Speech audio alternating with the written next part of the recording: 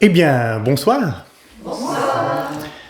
Avec Michel, nous vous remercions vraiment pour votre présence et vos soutiens sous toutes ses formes. Cela donne de la consistance et de la force à tout ce travail subtil auquel nous participons ensemble. Travail consistant à être des relais d'idées nouvelles qui ont pour dessein de façonner l'humanité de demain. C'est pourquoi la présence et le soutien tant intérieur qu'extérieur du groupe est fondamental. Il contribue à l'énergie nécessaire pour accompagner une société en mutation, comme l'indique le cycle de conférences de cette année, qui est Le monde en devenir, accompagner une société en mutation. Et ce soir, c'est à travers le thème de l'éducation que nous allons poursuivre notre travail de jardinier des idées semences.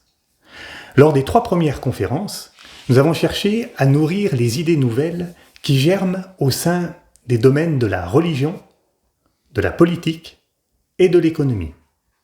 Nous avons vu que ces 3 domaines étaient le reflet plus ou moins déformé des 3 qualités majeures de l'être.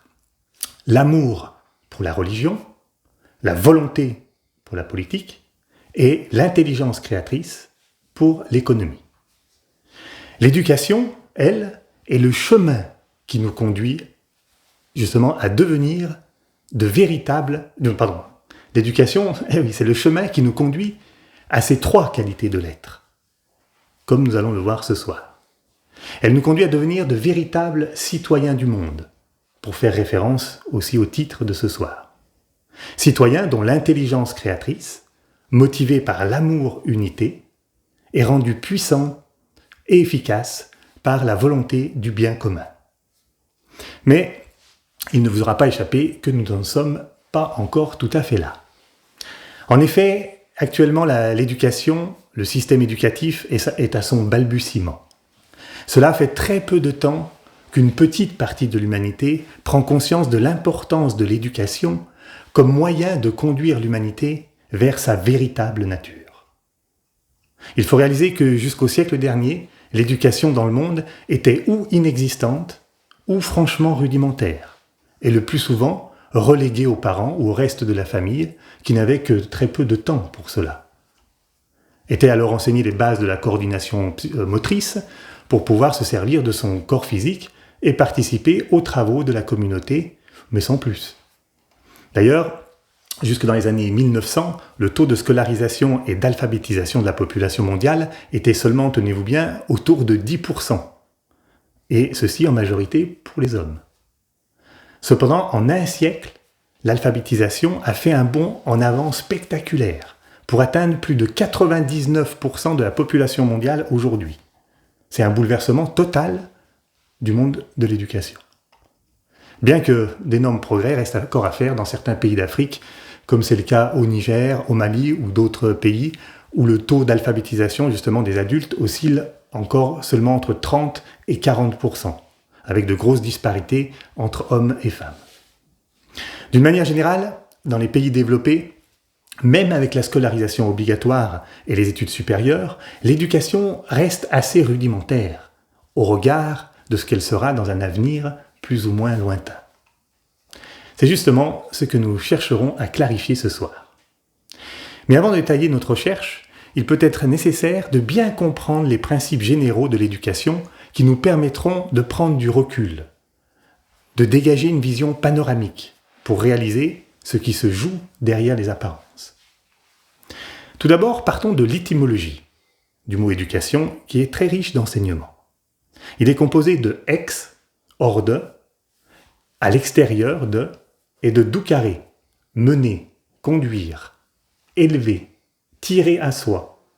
D'ailleurs, doucare a la même racine que duce en italien, le chef, celui qui mène, qui conduit, qui attire à soi, à lui. En allemand, la traduction littérale de éducation signifie aussi tirer vers le haut. Un peu comme s'il y avait un fil par lequel on pouvait tirer vers le haut quelque chose. Nous y reviendrons. Éduquer signifie donc conduire hors de quelque chose, attirer, élever, mener à l'extérieur de quelque chose. Et en effet, tout processus d'éducation, que ce soit l'éducation physique, animale, scolaire ou autre, est un processus d'apprentissage, d'initiation, qui tend à conduire hors du connu, à l'extérieur de sa zone d'habitude ou de confort, hors de sa zone de savoir-faire, au-delà de nos acquis et de nos limites. C'est le but de l'éducation. Et l'éducateur, de par son expérience plus avancée, tire à lui, pour reprendre l'étymologie, c'est-à-dire qu'il conduit vers la zone qu'il a lui-même découverte et expérimentée précédemment. Il faut savoir lire et écrire pour apprendre à quelqu'un. Il faut savoir jouer du piano pour pouvoir l'enseigner, et il faut connaître la patience pour y conduire un autre. Mais avant de regarder plus précisément justement ce qui concerne l'humanité, sortons de nos limites habituelles et agrandissons notre champ de perception. Si l'on regarde bien, selon la définition que nous avons extraite de l'étymologie, la vie elle-même est un grand processus d'éducation. Partout au sein de la grande vie une, on pourrait dire que l'esprit cherche à éduquer la matière. Si parfois on appelle l'esprit le grand architecte de l'univers, à cette occasion, on pourrait l'appeler le grand éducateur de l'univers, qui attire, élève, conduit toute la matière à lui. Comme si à travers le fil qui le relie à la matière, il faisait résonner un son qui invite la conscience au sein de chaque forme, de chaque règne, à vibrer sur la fréquence de l'esprit. Un fil par lequel il rappelle la conscience et la matière. D'ailleurs, il existe réellement un fil d'énergie qui relie l'esprit divin au cœur de chaque forme de vie. Ce fil est appelé en sanskrit le sutratma, ou fil de vie. C'est l'esprit, tel une araignée, qui a tissé ses fils dans toutes les directions, du centre à la périphérie. L'univers est donc un immense océan de consciences, diverses et variées, toutes reliées à une seule et grande vie. Le grand éducateur de l'univers. Dans cette vie, aucun état de conscience n'est figé éternellement. Tout s'élève en direction justement du grand éducateur de l'univers qu'est l'esprit. Il attire tout à lui. Pour résumer, tout au sein de la grande vie fait partie d'un gigantesque processus d'éducation qui conduit à remonter le fil de la conscience universelle sous l'impulsion et le regard bienveillant du grand éducateur de l'univers. La vie est une grande école de conscience et de vie nouvelle. Bien, vous avez averti qu'il fallait élargir notre perception. Mais qu'en est-il du coup de l'humanité ? Ce règne de la nature dans lequel tout ce processus commence à devenir conscient. Pour cela, rappelons quelques principes de base concernant la constitution ésotérique de l'être humain. Et voyons combien le processus est identique à celui de la grande vie une, puisque selon la loi de correspondance, ce qui est en haut est comme ce qui est en bas.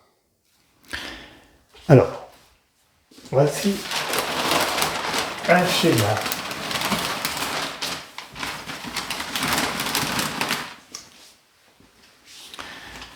À gauche, les 7 états de la matière, du plus subtil au plus dense. Et à droite, les états de conscience correspondants.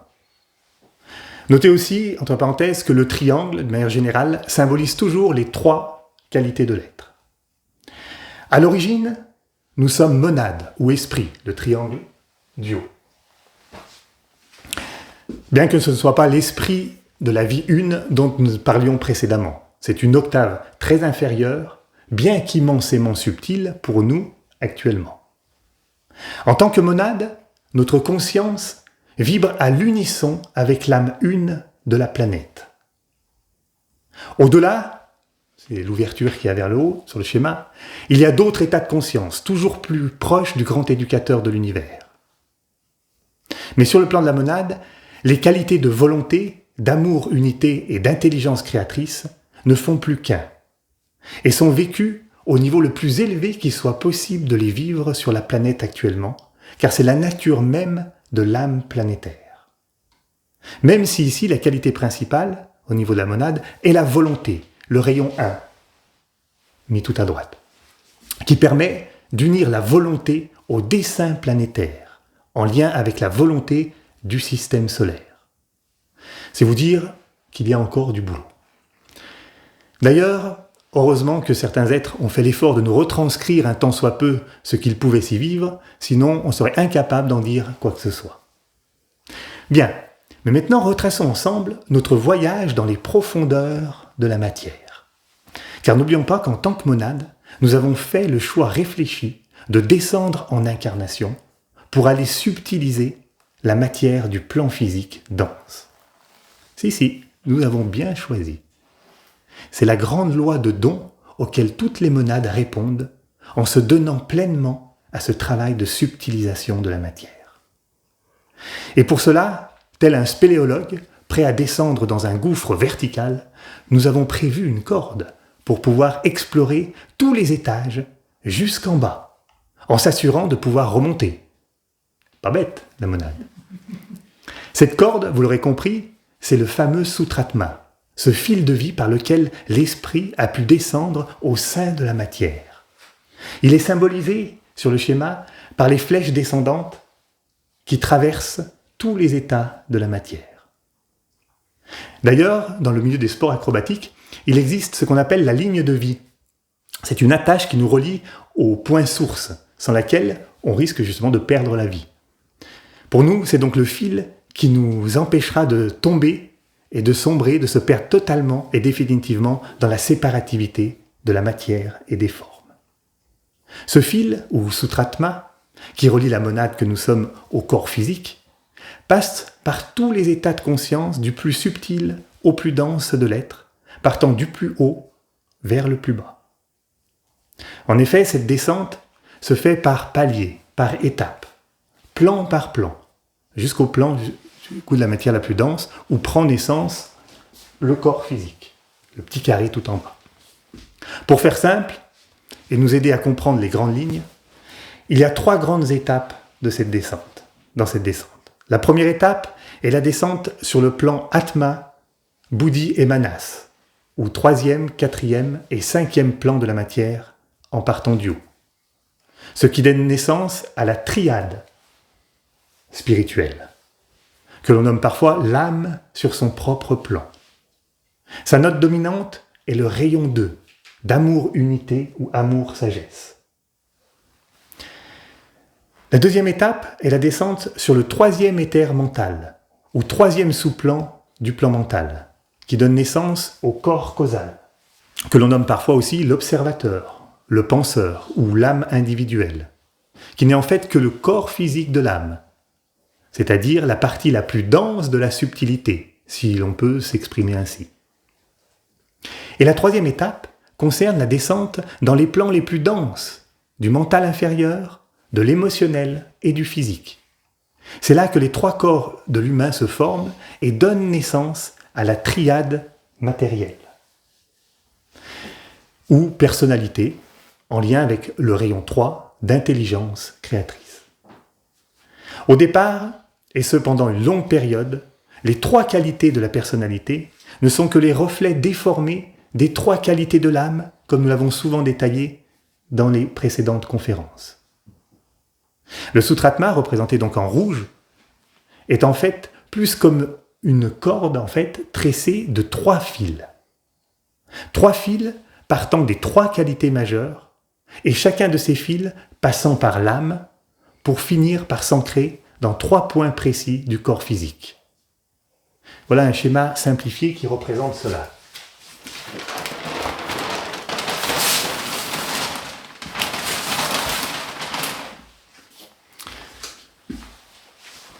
Le triangle donc peut représenter la monade, comme on l'a dit, ou le triangle de l'âme par lequel ce fil transite. Mais c'est plus simple comme ça. Le premier fil, donc du Sutratma, qu'on appelle le fil de vie, le rouge, sur le schéma, va s'ancrer dans le cœur. Le second, le fil de conscience, le bleu, dans la tête. Et le troisième, le fil de créativité, le vert, s'ancrera dans la gorge. Le fil de vie, donc, trouve son origine donc dans la qualité de volonté de la monade. C'est par ce fil que l'énergie de vie afflue. Cela se traduit par une pulsion dans l'humain irrésistible qui nous pousse à vouloir à rester en vie à tout prix. Ce qui fait que l'on s'accroche à la vie quelles que soient les conditions. Il est intéressant de noter d'ailleurs que la mort du corps physique survient quand ce fil de vie est débranché par l'âme, qui, elle, sait quand il est temps de passer à l'étape suivante. Ce fil de vie s'ancre dans le centre du cœur, car le cœur est le pourvoyeur de vie, justement pour tout l'organisme, à travers le sang. Le fil de conscience trouve sa source, lui, dans la qualité d'amour, la qualité essentielle de l'âme, que l'on nomme souvent la conscience pure. C'est pourquoi il s'ancre dans le cerveau, qui est le réceptacle du mental et de la conscience. C'est par ce fil que le germe de la conscience est déposé dans l'humain. Dans les premiers stades de l'évolution, ce germe n'est qu'une étincelle de conscience, à peine visible. Il est vrai qu'à ses débuts, l'humain n'a que très peu conscience de lui-même, de son entourage, de son véritable soi et des autres soi. Le fil de créativité, lui, part de la qualité d'intelligence créatrice qui confère à l'humain son potentiel de créativité infinie. Il se traduit dans un premier temps par les pulsions irrésistibles de procréation et d'activité créatrice matérielle en tout genre, dont l'humain fait preuve dès le début d'évolution, même de façon très rudimentaire. Ce fil de créativité, lui, s'ancre dans le centre de la gorge, qui est le centre de la créativité. Concernant ce schéma, je ne rentre pas dans les détails, mais vous noterez la ressemblance et l'analogie avec les 3 lignes d'énergie que constitue la Kundalini, Ida, Pingala et Sushumna, qui concernent la circulation de l'énergie dans le corps physique en réponse à l'élévation de conscience que nous étudions ici. Quoi qu'il en soit, pour synthétiser, on peut dire que le Sutratma, à travers ces 3 fils, donne la première impulsion de vie aux 3 qualités de l'être, au sein de l'humain, sur le plan physique. Je la redis, le Sutratma, il donne la première, par ce fil, par ces 3 fils, il donne la première impulsion de vie aux 3 qualités de l'être, au sein de l'humain, sur le plan physique. Et tout le travail de l'éducation va être de reconduire consciemment l'humain hors des limites de ces 3 qualités en germe, en remontant progressivement le fil, étape par étape. Cette remontée consciente le long de ce fil s'appelle le chemin du retour, ou le chemin de l'Antakarana. En sanskrit, l'Antakarana signifie le pont. Comme tout pont relie 2 rives, 2 points séparés, l'Antakarana relie consciemment les parties séparées de notre être. C'est plus simple à comprendre sur l'autre schéma.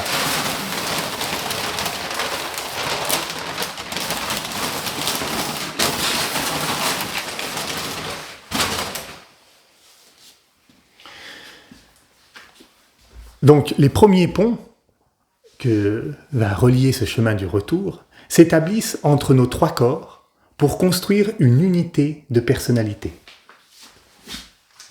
La flèche verte. Le chemin de la remontée. C'est la première étape du chemin du retour. Elle est très peu consciente au départ, voire pas du tout. Mais elle devient de plus en plus au fur et à mesure que le pont se construit entre l'émotionnel et le mental. J'ai simplifié, on n'a mis qu'une flèche, mais on aurait pu mettre 4 flèches entre physique et éthérique qui construit ce pont-là, entre le physique et l'émotionnel et le mental. Et plus ça arrive vers le pont qui construit l'émotionnel et le mental, plus l'homme est conscient de ce qui se passe et du pont qu'il est en train d'établir. Tout ce schéma, tout ce pont-là du bas en vert, c'est le lent chemin d'expérimentation, des innombrables vies qu'il nous a fallu traverser pour remonter tant bien que mal le fil jusqu'à la naissance d'une personnalité. Ensuite, deuxième étape, il s'agit d'apprendre à construire le pont entre la personnalité et l'âme. les flèches bleues sur le schéma.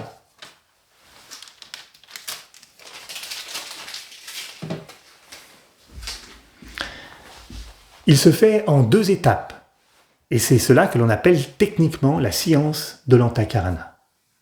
Car ici, grâce à la personnalité unifiée, et notamment au mental, la remontée devient pleinement consciente. C'est ce passage qui va nous concerner plus particulièrement en tant qu'aspirants disciples. Puis enfin, troisièmement, il s'agira de relier et d'unir l'âme à la monade, flèche rouge.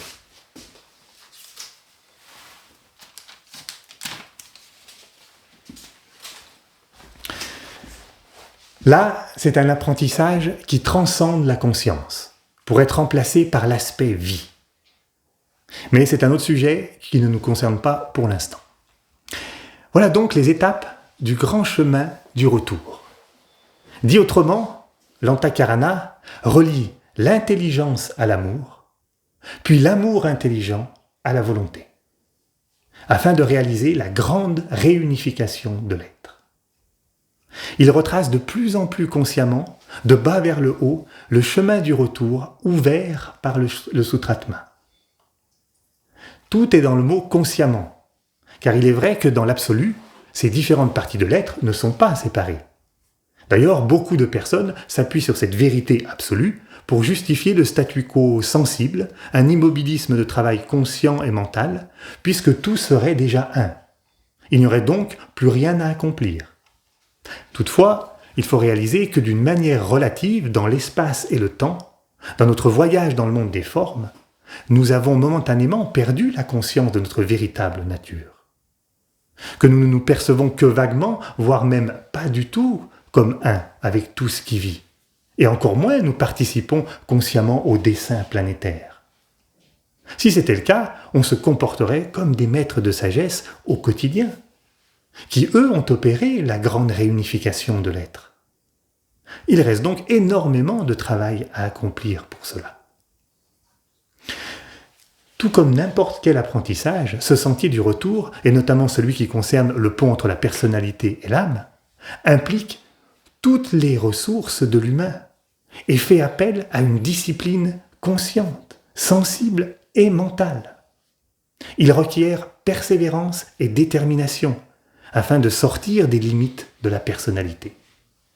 C'est ce qu'on appelle aussi le sentier du disciple, qui est loin d'être un chemin oisif, insouciant et sentimental. Vous pourriez me demander, mais si c'est le seul chemin, n'est-il pas possible de choisir un chemin plus facile, moins contraignant ? Oui, c'est possible. Il n'y a qu'à se laisser aller.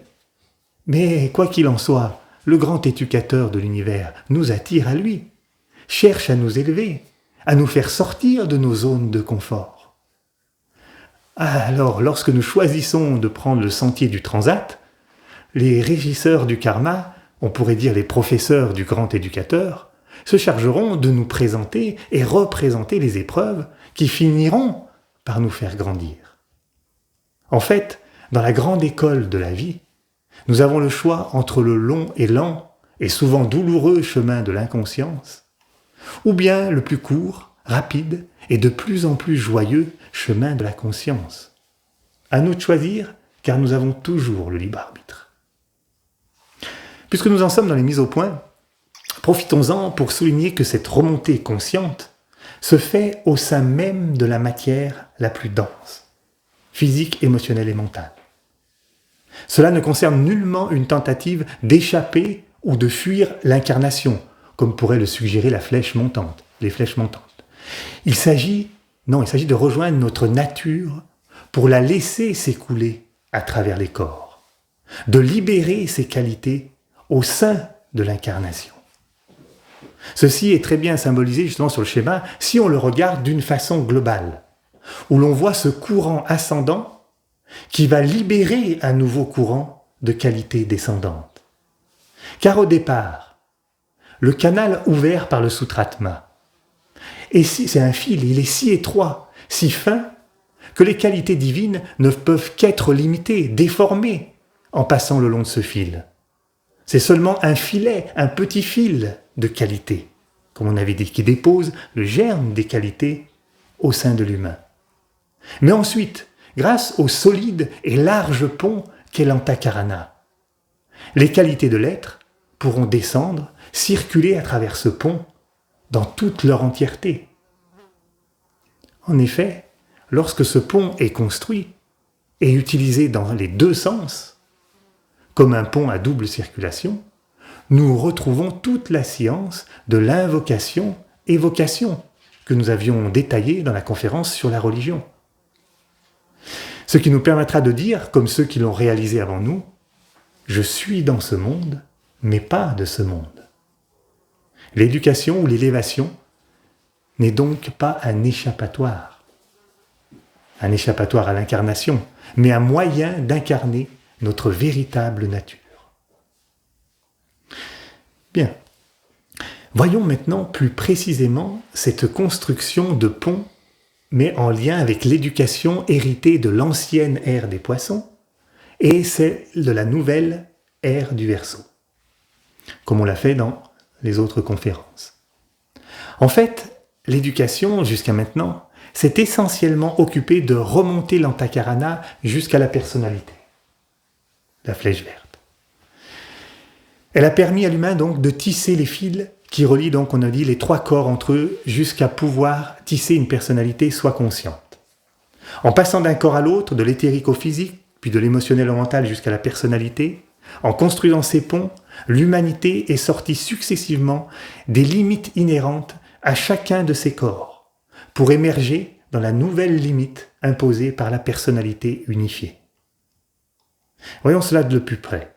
Si on regarde bien, on peut voir que le dessein, plus ou moins conscient derrière l'éducation, jusqu'à maintenant, est de faire de tout un chacun un bon citoyen national. Le but sous-jacent de l'éducation est de libérer l'humain de ses instincts animaux et de faire émerger de la masse de l'humanité des citoyens identifiés à leur pays, fiers de leur nation, des citoyens responsables et fiables de l'État-nation. Il s'agit de les former dûment pour qu'ils puissent participer à l'effort national, aux projets, aux valeurs et à la vie économique du pays, plutôt qu'aux seules valeurs et projets de leur famille, village ou région. D'en faire des citoyens qui placent les valeurs de la République avant celles de leur religion, de leur croyance ou de leur ethnie, fiers de chanter la Marseillaise. C'est vous dire que c'est un objectif éducatif de longue haleine, mais qui a été réalisé en grande partie dans nos sociétés occidentales. Car à part quelques minorités réfractaires, les citoyens se disent maintenant avant tout français, belges ou américains, avant de se dire savoyards, wallons ou démocrates ou chrétiens. On peut dire qu'à travers le plan limité de l'éducation, de cette éducation-là, se déroule derrière le dessein du grand éducateur, qui étape par étape cherche à conduire la conscience vers des horizons de plus en plus inclusifs. Le citoyen national est l'une de ces étapes sur ce long parcours scolaire. Mais le chemin ne s'arrête pas là. Quelque chose de plus subtil doit être construit sur cette base, sur cette fondation. L'humain ne doit pas se contenter d'être un bon citoyen, aimable, serviable et vertueux, avec une vague perception du divin pour ceux qui ont reçu une éducation religieuse. Il a comme prochaine tâche de construire un pont conscient avec sa nature plus essentielle, avec l'âme. Et non pas un pont fragile et déformant construit avec la matière de l'émotion, de l'aspiration ou de la dévotion, comme ça a été le cas dans le passé mystique de l'ère du poisson. Mais un véritable passage construit avec de la matière mentale, afin de connaître avec plus de clarté et de précision les véritables qualités de l'âme, d'en percevoir le dessein et de pouvoir les traduire de manière intelligible et intelligente ici-bas. C'est ce pont-là qu'on appelle techniquement l'Antakarana, construit à l'aide du mental concret, du mental abstrait et de l'âme. 3 matériaux indispensables, comme le sont le gravier, le ciment et l'eau, pour la construction d'un pont solide et stable. Les ponts précédents n'étaient que les préparations à ce solide intermédiaire qui nous unit à notre véritable nature, afin de faire de nous non pas de simples citoyens nationaux, mais des citoyens du monde, pouvant refléter à l'extérieur toute l'unité que nous sommes à l'intérieur. C'est seulement ainsi que nous pourrons également construire des ponts horizontaux, de véritables liens entre tous les individus, tous les peuples et tous les règnes, et ainsi mettre fin aux fossés qui nous éloignent les uns des autres et nous appauvrissent tant. C'est cela l'objectif de l'éducation de l'ère du Verseau, construire de justes relations. Citoyen national et citoyen du monde, voici donc les intentions de fond, les desseins de ces deux éducations, Poisson et Verseau. À partir de là, chacune d'elles va élaborer un plan d'action pour réaliser leur intention, avec des méthodes spécifiques leur correspondant. En effet, la triplicité dessin, plan et méthode est inhérente à tout processus d'éducation, qu'il s'agisse de la grande éducation de la vie une, de l'éducation planétaire ou de l'éducation humaine. Et bien justement, voyons les différences de plan et de méthode entre l'éducation passée et celle à venir. Concernant l'éducation de l'ère des poissons, quels sont donc les plans mis en œuvre pour réaliser ce dessein de faire apparaître des citoyens nationaux? On peut dire que le plan s'élabore en deux étapes. Premièrement, civiliser, ensuite cultiver. Prenons un instant pour clarifier la différence entre civilisation et culture. Ces concepts, justement, d'où sont extraits les verbes civiliser et cultiver. La civilisation est un regroupement de masses condensées autour d'un idéal. Elle représente la tendance globale vers laquelle l'humanité ou une partie de l'humanité se dirige à un moment donné. Elle cristallise l'objectif d'une société, fruit des idéaux inconscients qui la caractérisent à un temps donné. Par exemple, notre civilisation moderne se distingue par un idéal de développement matériel et individuel. Elle a su développer son intellect au point de pouvoir désirer et créer énormément de biens. D'ailleurs, on peut dire qu'actuellement, une société civilisée se définit par ce matérialisme et cet individualisme puissant. Nous voyons bien que dans toutes les sociétés dites civilisées, l'accent est mis sur l'intelligence, la qualité des formes que l'on possède, la quantité des formes que l'on possède, si seulement, et sur l'économie de marché, comme nous l'avons vu la dernière fois. À titre de comparaison, les civilisations lémuriennes ou atlantes n'avaient pas du tout le même idéal de développement. C'était celui d'une extrême sensibilité en ce qui concerne les Atlantes et celui d'une parfaite coordination physique pour les Lémuriens. Rien de comparable à la recherche de développement intellectuel d'aujourd'hui. Plus proche de nous, la civilisation maya ou égyptienne n'avait pas non plus pour but le développement intellectuel, matériel et individuel. Revenons à aujourd'hui. Lorsque nous parlons d'un plan d'éducation pour civiliser les personnes, cela signifie leur apprendre les rudiments d'un savoir-vivre en société, en leur inculquant les codes et les mœurs d'usage, afin de les conduire vers l'idéal de notre société dite civilisée. Voilà pour la civilisation. Un mot sur la culture. Contrairement à la civilisation, qui concerne l'éducation des masses, la culture s'adresse plus particulièrement aux individus. Et donc, c'est donc sa suite logique. D'ailleurs, la culture ne peut être enseignée qu'à des personnes un tant soit peu individualisées, mentales, et avec une certaine capacité d'abstraction. La culture cherche au fond à mettre en lien, à tisser un fil entre l'individu et le monde plus subtil qui se trouve derrière les apparences. En effet, elle ouvre à la sensibilité, à la beauté raffinée, à la musique, à l'art, la littérature, la psychologie, la philosophie et à plein d'autres abstractions, de l'émotionnel aux valeurs plus essentielles, par lesquelles l'humain est traversé. Qualité qu'il a d'ailleurs cherché à exprimer à travers toutes sortes d'œuvres d'art, littéraires, architecturales, scientifiques ou sociétales. La culture s'occupe donc de la relation entre le monde des apparences et le monde des causes. Au fond, dans sa nature, pas toujours bien comprise, elle cherche à construire le pont entre l'individu et les valeurs essentielles, afin que ces valeurs puissent illuminer et embellir le monde. Fondamentalement, elle s'attelle à cultiver aussi bien l'existence matérielle objective que l'existence subjective. Par exemple, un livre, côté matériel, et l'idée derrière le livre, côté subjectif. D'ailleurs, dans son étymologie, cultus signifie aussi bien l'action de cultiver la terre, d'où la culture céréalière par exemple, que de cultiver l'esprit, d'où le culte des églises.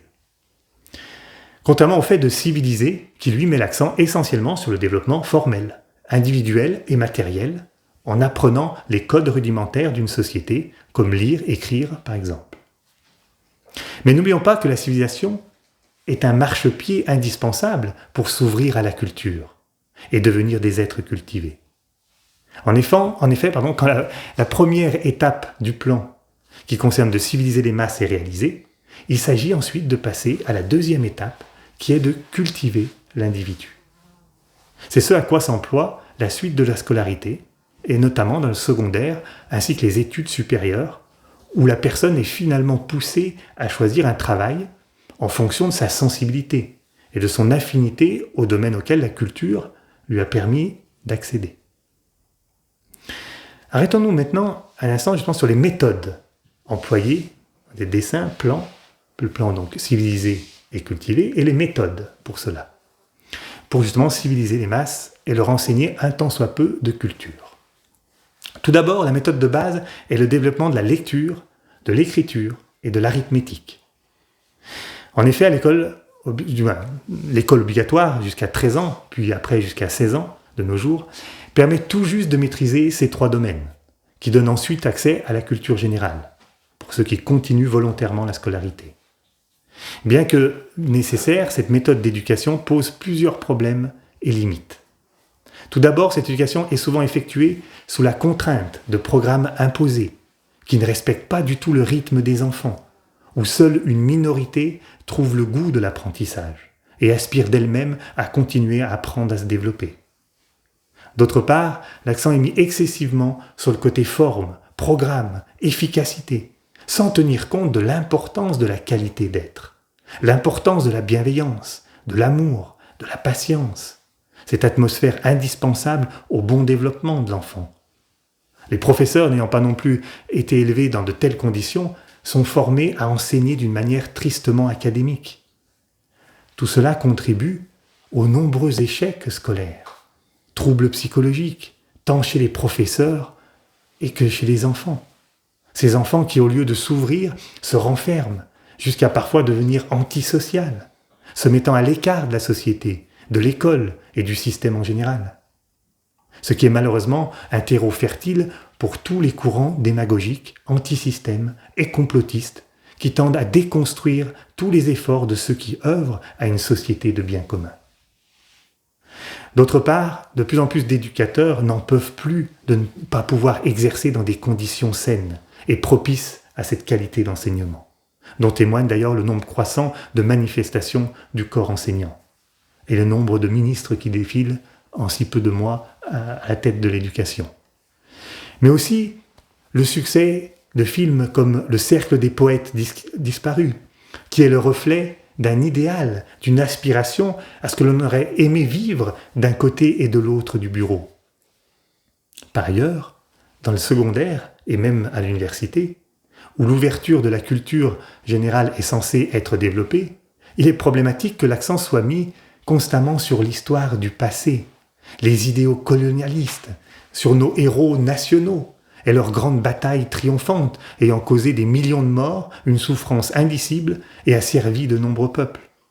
Nos musées font encore parfois étalage de tous ces soi-disant exploits au détriment des autres pays, mettant en lumière les autres peuples, mais comme des trophées et non comme des richesses culturelles à découvrir. Évidemment, tout cela contribue à renforcer le sentiment et l'appartenance nationale, à construire un citoyen de la nation, mais non un citoyen du monde, avide de rencontres, d'échanges, de justes relations, et non plus de conquêtes et de guerres fratricides. Heureusement, il y a des exceptions, et des tendances issues de la nouvelle éducation que l'on voit de plus en plus apparaître, comme par exemple en ce moment en Espagne, où a lieu un grand courant de renouvellement des musées, pour justement mettre en valeur la beauté et la richesse des autres peuples, plutôt qu'exclusivement le passé colonialiste de sa propre nation. même si cela suscite de nombreuses oppositions de tous ceux qui sont encore en conscience de citoyen national. Un autre point problématique concernant les méthodes d'éducation dépassées est l'accent mis exclusivement sur le mental concret, l'intellect comme moyen exclusif d'accéder à la connaissance, sans aucunement se servir du mental supérieur, sensible et silencieux, comme nous le verrons avec la nouvelle éducation. On oblige à apprendre par cœur, à mémoriser à l'extrême, on surcharge le mental de connaissances, de données à analyser, à trier, à compiler, puis à recracher sans véritablement apprendre à penser par soi-même, au-delà des limites des connaissances acquises. Le QI est encensé et l'intuition éraillée. Au lieu de ralentir et d'écouter, on apprend à accélérer, à surcharger les programmes, les emplois du temps et les activités. Enfant comme adulte, un trop-plein de formes vient obstruer le passage vers des états d'être plus essentiels. Les burn-out chez les étudiants, les professeurs et les citoyens en sont un symptôme criant. Pas étonnant non plus que de nombreux jeunes adultes, après leurs études secondaires ou universitaires, n'ont qu'une envie, c'est d'arrêter le mental, et aspirent simplement à vivre de leur travail et profiter des loisirs qu'il peut leur procurer. Trop de mental concret leur a inspiré un dégoût du mental. Le goût du mental supérieur n'a pas pu être développé. C'est un véritable problème qui entraîne une stagnation certaine dans le grand processus d'éducation à notre véritable nature. Et pourtant, malgré toutes ces limites, et tant d'autres encore, l'éducation avance. Et l'humain, comme l'araignée remonte lentement le fil de l'évolution, en apprenant tant bien que mal l'importance de mettre sa créativité au service de la nation plutôt qu'à soi-même. Voyons maintenant la suite de l'histoire du point de vue de l'éducation dans l'ère du Verseau. Si, comme on l'a vu, le dessein de l'éducation actuelle, donc fruit du passé, est de faire émerger de la masse des citoyens nationaux, le dessein de l'éducation d'avenir est donc de faire émerger du citoyen national un citoyen du monde. C'est-à-dire le conduire hors de ses limites matérielles et nationales pour l'élever à la conscience de l'humanité une, jusqu'au dessein planétaire. Pour cela, le plan de l'éducation dans le nouvel âge n'est pas seulement de civiliser et de cultiver, mais aussi et avant tout de réunifier. On peut dire que c'est un grand plan de réunification qui concerne l'ère du Verseau. Cette réunification est la continuité naturelle de la culture. Elle édifie plus loin la construction de ces ponts entre l'extérieur et l'intérieur, entre le monde des apparences et le monde des causes, jusqu'à réaliser la réunification entre le monde des hommes et le monde des âmes, et l'unité humaine et planétaire. La réunification portée par l'éducation, le pont construit entre l'humain et sa partie divine, sera fait non seulement de matière sensible, mais aussi mentale, comme on l'a dit, pour pouvoir ramener, grâce à ce pont, des idées illuminées par l'âme et illuminantes pour l'humanité. L'humain apprend à unir le mental inférieur et le mental supérieur pour répondre intelligemment aux problèmes du monde. Donc c'est deux types de mental. À partir donc, pour justement répondre intelligemment aux problèmes du monde, à partir du réservoir d'énergie divine à sa disposition, c'est-à-dire à partir de la source infinie de vie des trois qualités de l'âme une. C'est cela qui fera de l'humanité en général et de l'individu en particulier un citoyen du monde civilisé, cultivé et spirituellement unifié, responsable des justes relations. Peut s'éclairer alors nouvellement le lien et la continuité pédagogique entre civilisation, culture et réunification. Ces trois principes fondateurs de la grande éducation humaine. En effet, l'éducation de demain continuera à civiliser ceux qui émergent de la conscience de masse, comme c'est le cas dans l'école primaire par exemple, et cultiver ceux qui ont une conscience plus individualisée, comme c'est généralement le cas dans le secondaire et les études supérieures. Mais étant donné que l'idéal majeur de la civilisation sera de révéler des citoyens du monde, et que les éducateurs enseigneront à partir d'un tout nouvel état de conscience, alors la qualité d'être sera un maître mot qui conditionnera l'ensemble du système éducatif. Concernant les écoles primaires, on peut en voir les prémices dans les expériences d'écoles alternatives, comme celle expérimentée par Maria Montessori, où l'écoute, la patience et l'amour créent un cadre propice à un sain développement psychique et émotionnel de l'enfant. On enseignera aux enfants à lire, écrire et compter, mais en respectant leur propre rythme, sans imposer, mais en stimulant le goût de cela quand il commence à s'éveiller en lui.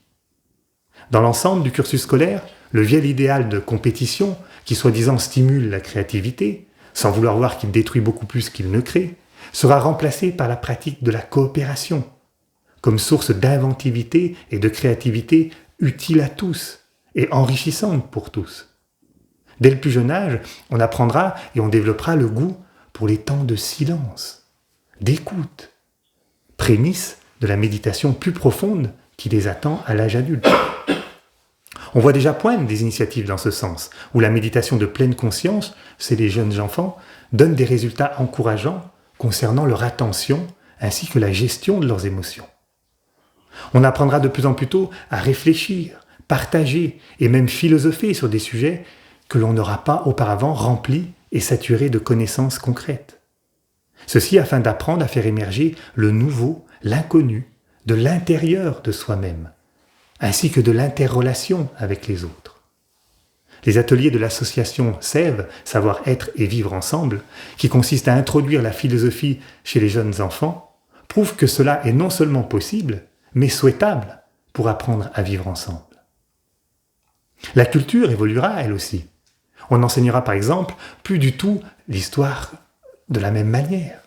On mettra plus en avant les guerres et le passé sordide de l'humanité, sauf à titre d'exemple de ce qu'il n'est plus évolutif de faire. Mais on mettra beaucoup plus l'accent sur les individus et les groupes d'hommes et de femmes qui ont initié des courants de bien, de beau et de vrai dans l'histoire de l'humanité. On mettra en lumière toutes les œuvres qui se sont édifiées sur ces valeurs fondamentales, ainsi que les conséquences positives sur les relations humaines, ou sur les relations à la nature et aux autres règnes. On s'entraînera à tisser le fil de tous ceux qui ont contribué au bien commun, qui ont élevé l'humanité vers ses aspirations et ses valeurs les plus nobles. On étudiera la vie de tels individus pour comprendre combien tous avaient en commun la vision de l'humanité une et fondamentalement indivisible. Combien tous avaient la vision d'un avenir meilleur malgré les difficultés de leur époque. Combien tous se sentaient reliés ou unis à une énergie plus grande et intemporelle plus grande que leur personnalité. Que cela soit nommé âme, conscience, divinité ou simplement nature, n'ayant aucune espèce d'importance. Ainsi, on stimulera très tôt chez l'enfant la conscience du bien commun, au-delà de nos limites nationales. On prendra conscience autant de la valeur de l'individu que de l'humanité une, car on réalisera combien l'individu ne trouve sa véritable valeur que lorsqu'il se met consciemment au service de l'humanité et de l'ensemble en général.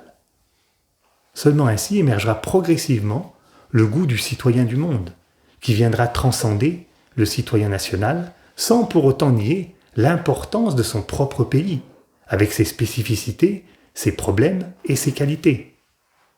Tout problème national sera d'ailleurs constamment examiné, compris et élucidé à la lumière de l'ensemble des autres nations. Car on aura compris que tout problème particulier s'inscrit inévitablement au sein d'une histoire commune et ne peut se résoudre définitivement qu'en faisant un pas de plus vers l'ensemble. On comprendra que cela est une loi aussi valable pour l'individu. Ça donnera naissance à des manuels d'histoire non plus écrits par l'œil partisan des vainqueurs des conflits, mais par le cœur aimant d'historiens avant tout véritablement humains. Une toute autre histoire s'en dégagera et participera à éveiller la nature lumineuse et aimante des étudiants, et non leurs souvenirs ancestraux et rétrogrades, comme on peut le faire en idolâtrant la gloire passée d'une grande nation élevée sur les ruines des autres à la force du glaive. Non, ce n'est plus le passé guerrier et sanglant de l'ère des poissons qui sera mis en lumière, mais la beauté d'un avenir radieux et véritablement uni de l'ère du Verseau. la poésie en particulier, et l'art en général, ne reflètera plus les limites de la sphère émotionnelle, avec tout son lot de plaintes, de déchirements, de sensiblerie et de romantisme, mais reflètera la beauté de la conscience d'ensemble. L'art retrouvera enfin sa vraie nature, qui est de faire vibrer la sensibilité sur les notes supérieures de l'être.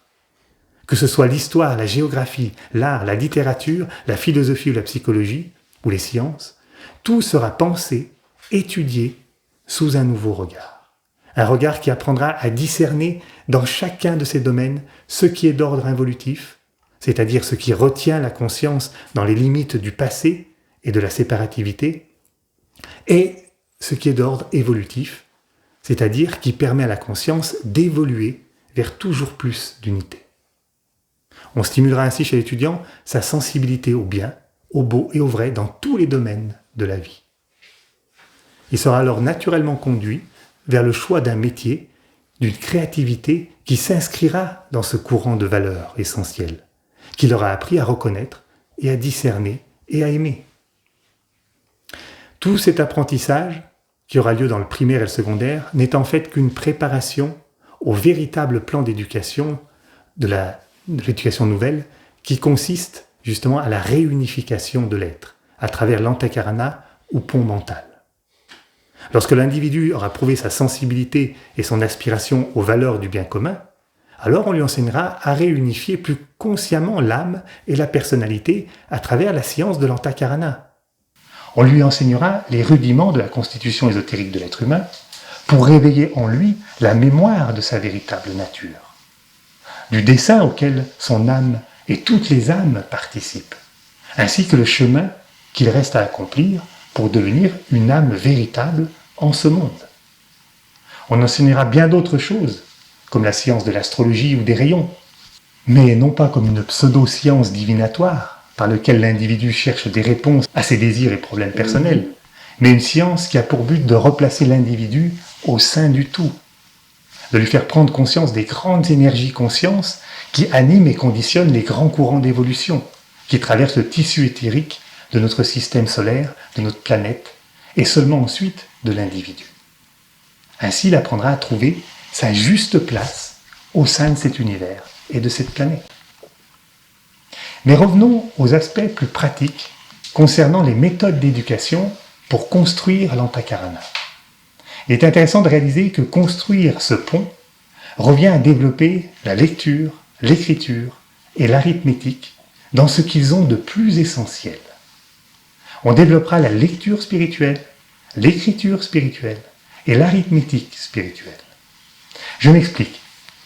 Commençons par la lecture. La lecture telle qu'on la connaît est la capacité d'être sensible à une idée qui a été revêtue de symboles que sont les lettres. C'est la capacité d'y être sensible et de comprendre, de décoder ce qu'a cherché à dire la conscience, la personne qui est derrière ces mots, et qui cherche à faire impression sur notre propre conscience. Eh bien, dans l'éducation du nouvel âge, la lecture spirituelle consistera à utiliser son mental supérieur pour se concentrer à écouter, dans le silence, quelles sont les idées essentielles, issues non pas d'une quelconque conscience humaine, mais des qualités de l'âme que nous sommes. Les idées d'avenir issues de l'âme une et des grandes consciences qui veillent sur notre planète et qui cherchent à imprimer dans notre mental les qualités d'intelligence, d'amour et de volonté à des niveaux d'expression toujours plus subtils et essentiels. Mais faut-il encore savoir lire, décoder ces impressions subtiles ? Apprendre à lire ce qui cherche à se dire sur la page vierge d'un mental attentif, concentré et ouvert à l'inconnu, tel est l'apprentissage de la lecture spirituelle. Un deuxième aspect de cette lecture spirituelle, auquel seront soumis les étudiants, sera d'apprendre à lire ce qui se dit derrière les actualités du monde, derrière tous les événements du temps, c'est-à-dire derrière les apparences en général.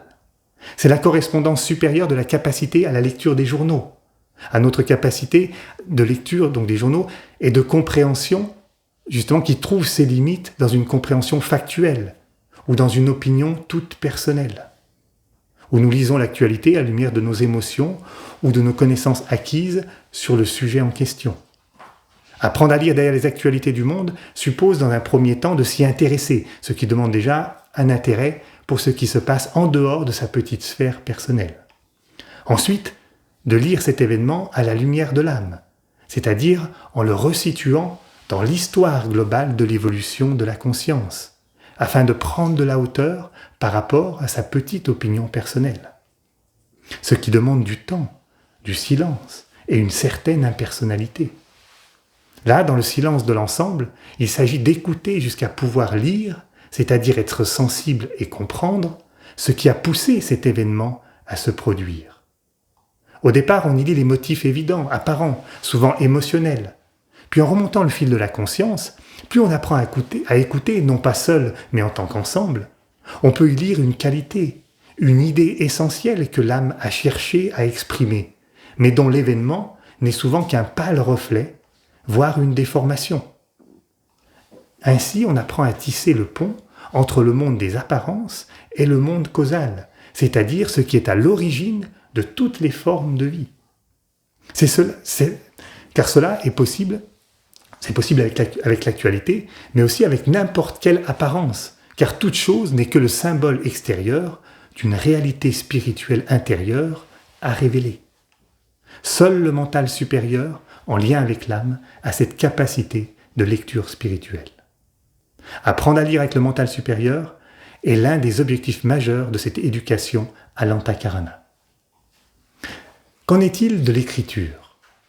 D'abord, l'écriture au niveau concret, c'est le fait de pouvoir mettre en forme ce que l'on a compris d'une idée.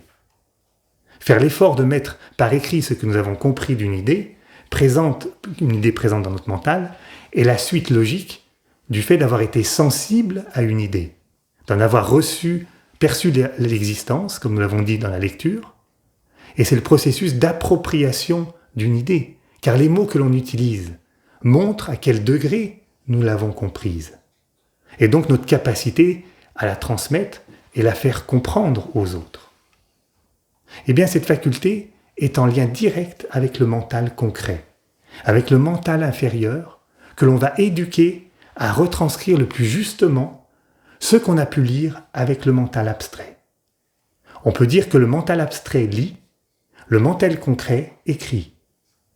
L'un lit l'essentiel, l'autre le retranscrit. Le mental concret devient alors le docile serviteur du mental abstrait, et non plus le maître, comme c'est le cas dans l'éducation traditionnelle. C'est ainsi qu'en s'entraînant à mettre en mots les idées abstraites, qui viennent du monde de l'âme, on fait le pont entre l'âme et la personnalité, entre le mental abstrait et le mental concret, entre l'intérieur et l'extérieur, entre le monde des solutions et les problèmes du monde. C'est tout cela le plan de réunification de la nouvelle éducation. C'est donc bien un pont mental à double sens que l'on apprend à construire.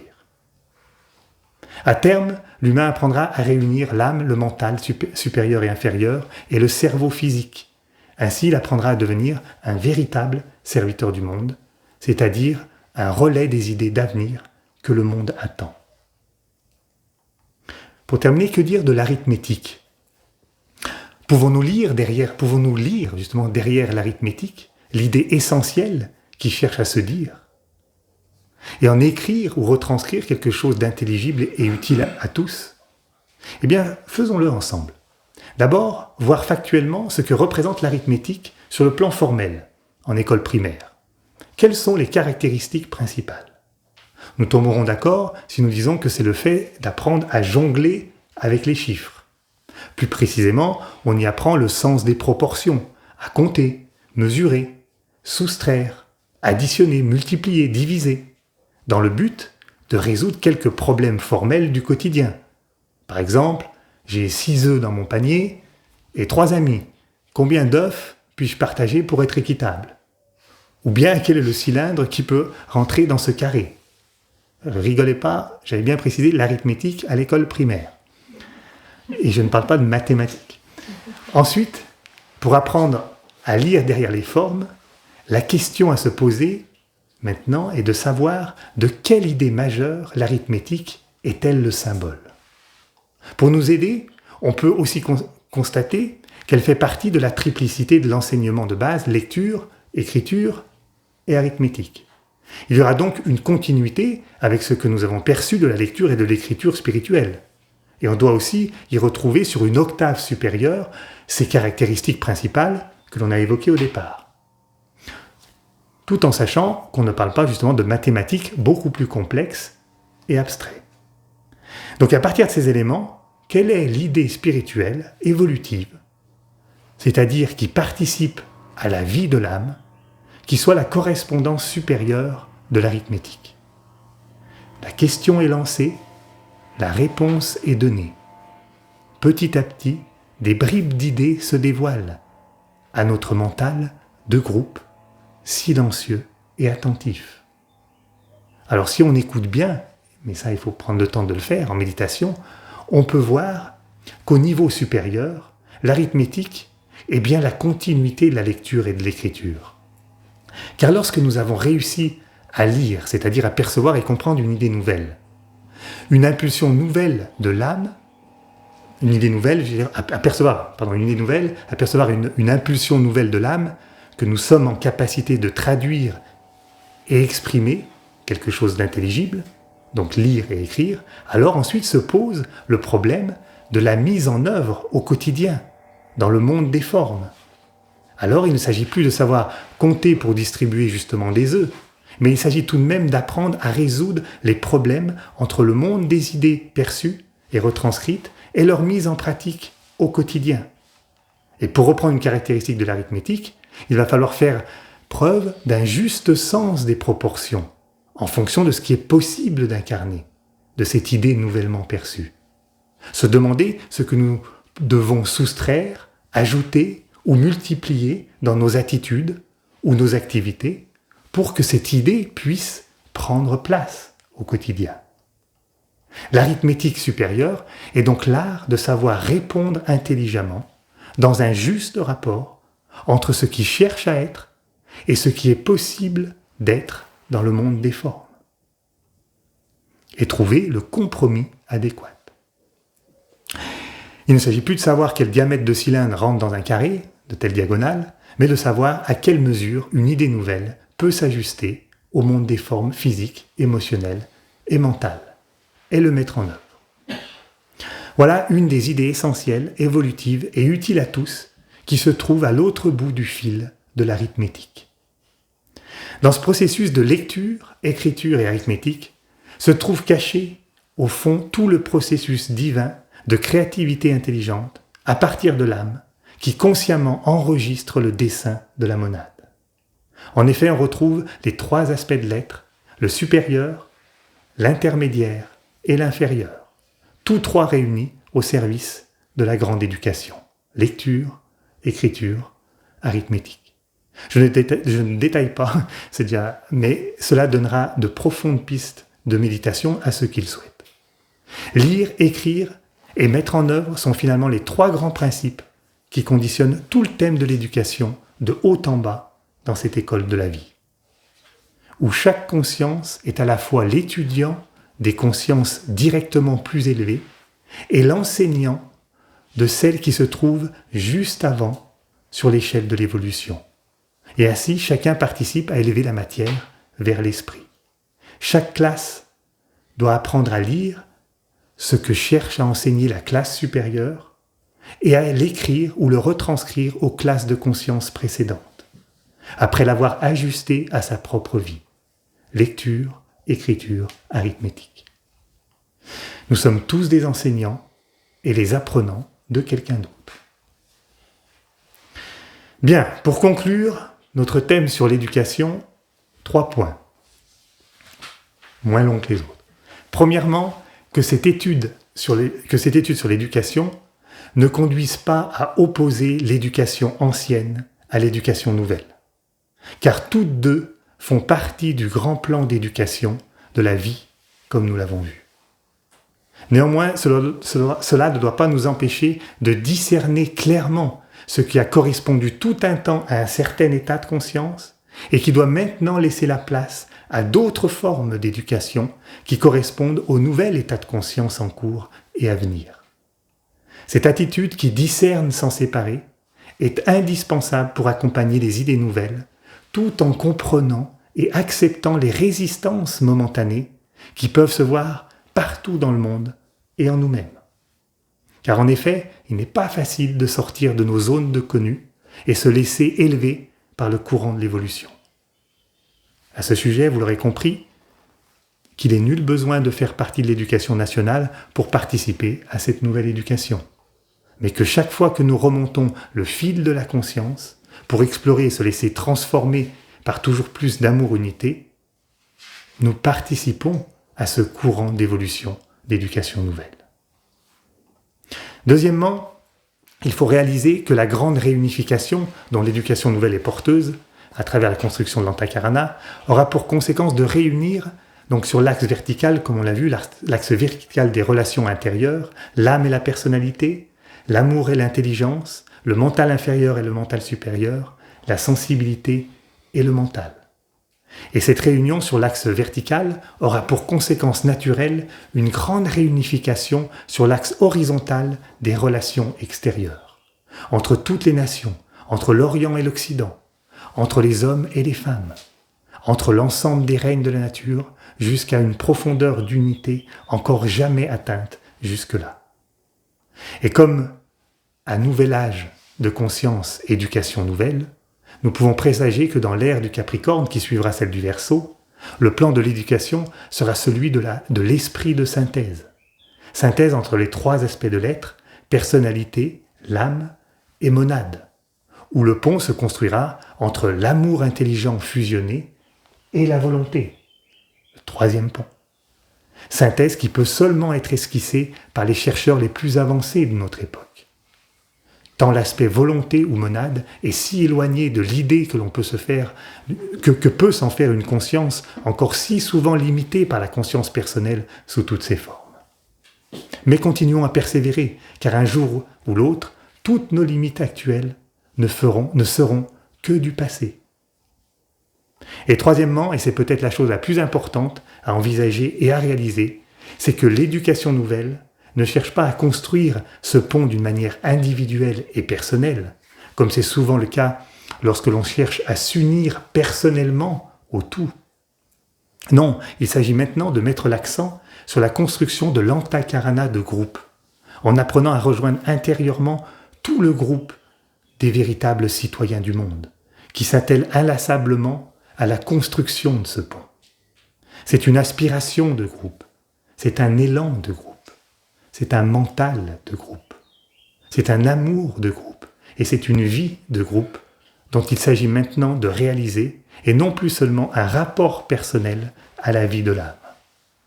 C'est par la construction de cet antakarana de groupe que la grande réunification entre l'humanité dans son ensemble et le monde des âmes, entre le 4e et le 5e règne de la nature, pourra s'opérer. C'est l'humanité qui deviendra citoyenne du monde. Alors, en cette période de fête nationale, comme le fait le chanteur Barueco, nous pouvons définitivement enterrer notre Marseillaise aux armes citoyens et nourrir haut et fort aux âmes citoyens. Avant la méditation, laissons maintenant résonner le poème de Michel. Le poème de ce soir s'intitule « Les citoyens du monde ». Dans la vie, tout avance vers l'élévation.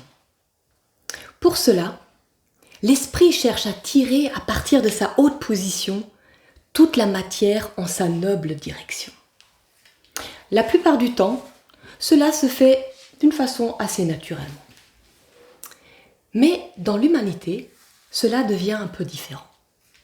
C'est la toute première fois que ce développement devient conscient. L'humain commence à comprendre que l'éducation est un moyen formidable pour grandir et pour servir tout d'abord la nation. Souvent par autorité et beaucoup de rigueur, il cherche à inculquer ces petites lueurs pour instruire et former ses fidèles soldats, travailleurs efficaces, toujours prêts au quotidien combat.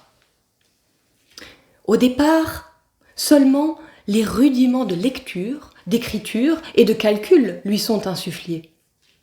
Bien loin encore des leçons subtiles d'une plus grande réalité. Et pourtant l'humain ainsi avance vers toujours plus de vérité, apprenant de ses expériences avec plus ou moins de facilité. L'âme rappelle constamment à sa véritable nature, à dépasser ses instincts et révéler son glorieux futur. Pour cela, il nous faut remonter consciemment le fil, devenir mature et accompagner tous nos compères dans notre reconnaissance la plus pure. Depuis toujours, nous sommes des étincelles d'amour-unité. Consciemment, nous devons nous entraîner pour nous y réinitier, en utilisant notre mental avec perspicacité et décoder intelligemment l'avenir, traduisant ainsi toute sa beauté. Alors, et alors seulement, nous nous inscrivons dans l'œuvre planétaire et devenons des citoyens du monde, le seul dessein sur cette terre, pour instaurer entre tous des justes relations, qui est finalement l'unique but de l'éducation. Alors, aux âmes les citoyens,